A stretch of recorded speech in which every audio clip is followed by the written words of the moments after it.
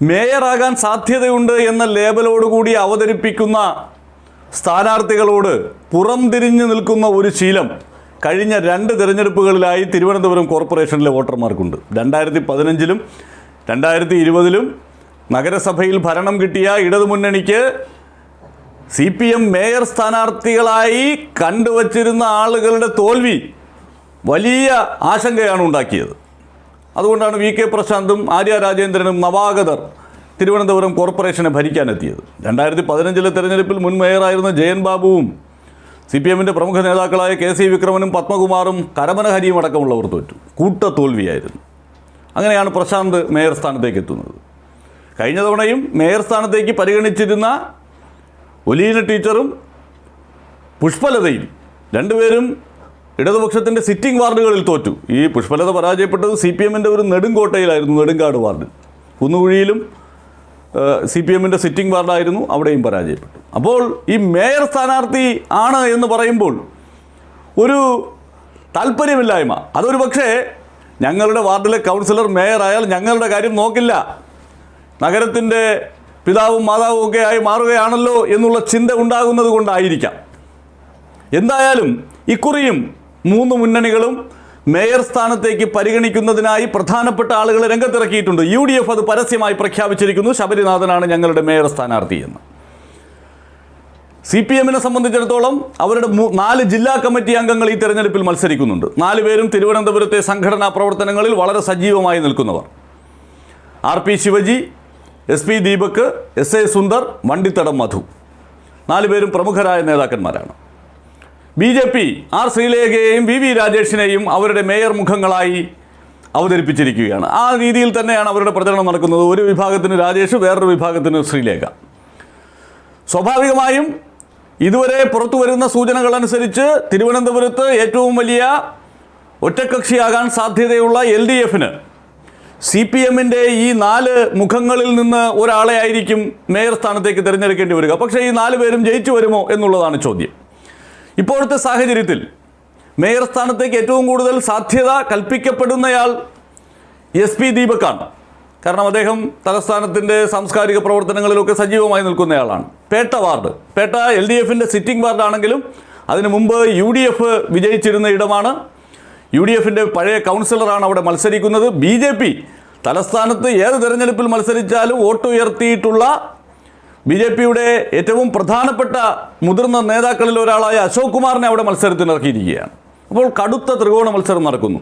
ആദ്യഘട്ടത്തിൽ ദീപക്കിന് പരാജയപ്പെടാൻ സാധ്യതയുണ്ട് എന്നുള്ളൊരു സാഹചര്യം ഉണ്ടായിരുന്നുവെങ്കിലും കൃത്യമായിട്ടുള്ള പ്രചരണത്തിലൂടെ അതിനെ അതിജീവിക്കാൻ സാധിച്ചിട്ടുണ്ട്. ദീപക്ക് അവിടെ ജയിച്ചു വരാനുള്ള ഒരു സാധ്യത നിലനിൽക്കുന്നുണ്ട് എന്നുള്ളതാണ് ഈ ഘട്ടത്തിൽ നമുക്ക് പറയാൻ സാധിക്കുന്നത്. കാരണം അവിടെ BJP സ്ഥാനാർത്ഥിയായ അശോക് കുമാർ വന്നത് UDFൽ വോട്ട് ചോർച്ച ഉണ്ടാക്കാനുള്ള സാധ്യതയുണ്ട്. ആ വാർഡിൻ്റെ ഘടനയിൽ ഉണ്ടായിരിക്കുന്ന മാറ്റം, ഒപ്പം SP ദീപക്കിന് ഒരു നഗരത്തിൻ്റെ മൊത്തത്തിലുള്ള പിന്തുണ കിട്ടുന്നുണ്ട് എന്ന നിലയിൽ അവിടെ നടക്കുന്ന വളരെ സജീവമായ പ്രചരണം. പക്ഷേ ആ സജീവമായ പ്രചരണത്തിനപ്പുറത്ത് അടിയിലൊരു കാറ്റുണ്ട് എന്നൊക്കെ UDF അവകാശപ്പെടുന്നുണ്ട്. എങ്കിലും ഈ അശോക് കുമാറിൻ്റെ സാന്നിധ്യം പേട്ടയുടെ വിധി നിർണ്ണയിക്കുന്നതിൽ വളരെ പ്രധാനപ്പെട്ട ഘടകമാണ്. ആ ഘടകം ഇപ്പോൾ നമുക്ക് മനസ്സിലാകുന്ന സാഹചര്യങ്ങൾ അനുസരിച്ച് ദീപക്കിന് അനുകൂലമാകാനാണ് സാധ്യത. കാരണം UDFൽ നിന്ന് വോട്ട് ചോർച്ച ഉണ്ടാകും എന്നതാണ് ഇപ്പോഴത്തെ സാഹചര്യം. പൊതുവേ അങ്ങനെയാണല്ലോ BJPയുടെ വളർച്ച തിരുവനന്തപുരം നഗരത്തിനകത്ത് ചിലയിടങ്ങളിലെങ്കിലും സംഭവിക്കുന്നത്. പിന്നീടുള്ളത് RP ശിവജിയാണ്. വിളപ്പിൽ ഏരിയ സെക്രട്ടറി ആയിരുന്നു. നേരത്തെ പുന്നയ്ക്കാമുകൾ വാർഡിനെ പ്രതിനിധീകരിച്ചിരുന്നയാളാണ്. ആ പുന്നയ്ക്കാമുകൾ വാർഡ് കഴിഞ്ഞ തവണ ഇടതുപക്ഷത്തിന് നഷ്ടപ്പെട്ടു. അത് തിരിച്ചു പിടിക്കാൻ വീണ്ടും അദ്ദേഹം എത്തുന്നു. കഴിഞ്ഞ തവണ തിരുമല വാർഡിൽ പരാജയപ്പെട്ടു പോയ ആളാണ് RP ശിവജി. പക്ഷേ ഇക്കുറി തൻ്റെ സ്വന്തം ഹോം ഗ്രൗണ്ടിലേക്ക് മടങ്ങിയെത്തുന്ന ശിവജിക്ക് അവിടെ വലിയ പ്രശ്നങ്ങളില്ലാതെ ജയിച്ചു കയറാൻ സാധിക്കുമെന്നതാണ് സാഹചര്യം. BJP അവിടെ മഹേശ്വരൻ നായർ എന്ന പൂജപ്പുരയിലെ പഴയ കോൺഗ്രസ് നേതാവിനെയാണ് നിർത്തിയിരിക്കുന്നത്. അദ്ദേഹത്തിന് അങ്ങനെ അതിഭീകരമായ ബന്ധമുള്ള ഇടമൊന്നുമല്ല. പക്ഷേ BJPയുടെ ഒരു ബേസിലാണ് പ്രതീക്ഷ. എങ്കിലും RP ശിവജിക്ക് അവിടെ നേട്ടമുണ്ടാക്കാനാകും. അതുമാത്രമല്ല, കോൺഗ്രസ് അവിടെ അവതരിപ്പിച്ചിരിക്കുന്ന യുവ നേതാവ് ശ്രീജിത്ത് കൂടുതൽ വോട്ട് പിടിച്ചാൽ അത് BJPയുടെ വോട്ടിൽ ചോർച്ചയുണ്ടാകും. കാരണം കഴിഞ്ഞ തവണ കോൺഗ്രസ് വളരെ താഴേക്ക് പോയി, ഏകദേശം 300-നും താഴേക്ക് വോട്ട് പോയതിൻ്റെ ഒരു പശ്ചാത്തലത്തിലാണ് അവിടെ BJPക്ക് ജയിക്കാനായത് എന്നുള്ള കാര്യം വ്യക്തമാണ്. അപ്പോൾ അവിടെയും ഇടതുപക്ഷത്തിൻ്റെ മേയർ മുഖങ്ങളിലൊന്നായ RP ശിവജിക്ക് ജയിക്കാനാകും. പിന്നീടുള്ള 2 പേർ SA സുന്ദർ, അദ്ദേഹം ചാലയിലാണ് മത്സരിക്കുന്നത്. തലസ്ഥാനത്തെ വളരെ സജീവമായ ഇടതുമുഖങ്ങളിൽ ഒരാളാണ്, സൗമ്യനായ ഒരാളാണ്. പക്ഷെ അദ്ദേഹം ഏറ്റുമുട്ടുന്നത് BJPയുടെ പ്രമുഖനായ ഒരു സ്ഥാനാർത്ഥിയോടാണ്. CPMൻ്റെ ഫയർ ബ്രാൻഡ് നേതാവായിരുന്ന ചാലമോഹനനെ പരാജയപ്പെടുത്തി ചാലയിൽ 2015 തെരഞ്ഞെടുപ്പിൽ വിജയിച്ച ആൾ SKP രമേശാണ് SA സുന്ദറിനെ നേരിടുന്നത്. പക്ഷേ ചാലയിൽ ജനിച്ചു വളർന്നയാൾ, ചാലയുമായി അത്രമേൽ ആത്മബന്ധം പുലർത്തുന്നയാൾ എന്നത് SA സുന്ദറിന് അനുകൂലമായ ഒരു ഘടകമായി നിലനിൽക്കുന്നുണ്ട്. എങ്കിലും പ്രവചനാതീതമായ ഒരു മത്സരമാണ് അവിടെ നടക്കുന്നത്.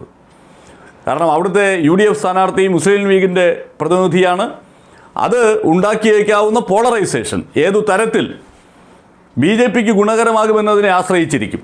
എങ്കിലും അതിശക്തമായ പ്രചരണം നടക്കുന്ന, അതിശക്തമായ ഇടപെടലുകൾ നടക്കുന്ന, കഴിഞ്ഞ 2 തവണയായി നഷ്ടപ്പെട്ടു പോയ വാർഡ് തിരികെ പിടിക്കാൻ SA സുന്ദറിനെ പോലെ ഒരാളിനെ ഇറക്കി പാർട്ടിയുടെ മെഷീനറി മുഴുവൻ പ്രവർത്തിച്ചുകൊണ്ടിരിക്കുന്ന ഒരിടത്ത് പ്രവചനാതീതമായ ഒരു മത്സരം സാധ്യമായിട്ടുണ്ട് എന്നതാണ് ഈ വോട്ട് ചേർക്കലിലടക്കം 2 മുന്നണികളും വളരെ വിജയകരമായ ഒരു ദൗത്യം പൂർത്തിയാക്കിയത് കൊണ്ട് തന്നെ പുതിയ വോട്ടർമാരുടെ മനസ്സും എങ്ങോട്ട് എന്നുള്ളത് ഒരു വലിയ ചോദ്യമായി അവിടെ നിൽക്കുന്നുണ്ട്. എങ്കിലും ശക്തമായ മത്സരം, ഒരു നേരിയ എഡ്ജ് പക്ഷേ BJP സ്ഥാനാർത്ഥിക്ക് കൊടുക്കേണ്ടുന്ന ഒരു സാഹചര്യം ചാലയിലുണ്ട് എന്നാണ് നമുക്ക് മനസ്സിലാക്കാൻ സാധിക്കുന്നത്.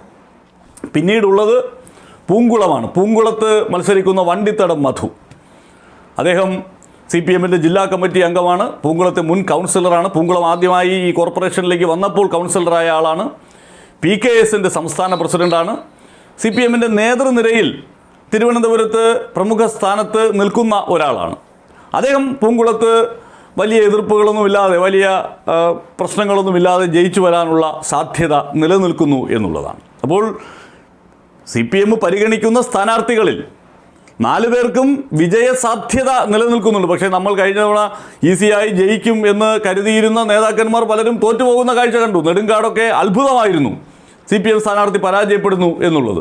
അപ്പോൾ ആ തരത്തിൽ ജനങ്ങളുടെ ചിന്തയിൽ വേറെ എന്തെങ്കിലും സംഭവിക്കുമോ എന്നുള്ളതൊക്കെ കാത്തിരുന്ന് കാണേണ്ടുന്ന കാര്യം. പക്ഷേ ഇപ്പോഴത്തെ സാഹചര്യത്തിൽ ഇതിലൊരാളെ മേയറാക്കേണ്ടുന്ന നിലയിലേക്ക് CPMന് ചിന്തിച്ചു തുടങ്ങാവുന്ന സാഹചര്യമുണ്ട്. BJPയെ സംബന്ധിച്ചിടത്തോളം അവർ അവതരിപ്പിച്ചിരിക്കുന്ന മേയർ സ്ഥാനാർത്ഥികൾ 2 പേരും യഥാർത്ഥത്തിൽ കുരുക്കിലാണ്. പക്ഷേ അവസാന ഘട്ടത്തിൽ ഈ 2 സ്ഥാനാർത്ഥികൾക്കും ഒരു നേരിയ എഡ്ജുണ്ടായാലും അത്ഭുതപ്പെടാനില്ല.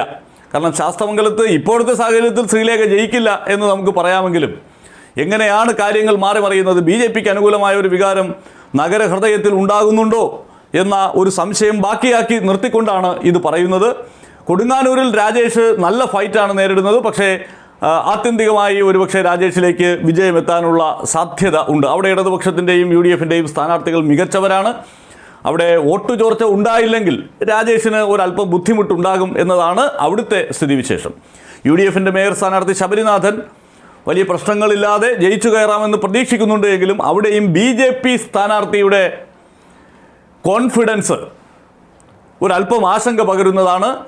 പാങ്ങോട് വാർഡിൽ ജയൻ ബാബുവിനെ അട്ടിമറിച്ച, കഴിഞ്ഞ തവണ കോൺഗ്രസിൻ്റെ ജനകീയനായിരുന്ന നേതാവ് ശാസ്തമംഗലം ഗോപനെ ശാസ്തമംഗലത്ത് അട്ടിമറിച്ച മധുസൂദനൻ നായർ എന്നയാളിനെയാണ് അവിടെ കവടിയാറിൽ ദൗത്യമേൽപ്പിച്ചിരിക്കുന്നത്. പല ഘടകങ്ങൾ അനുകൂലമായി നിൽക്കുന്ന ഒരാളാണ്.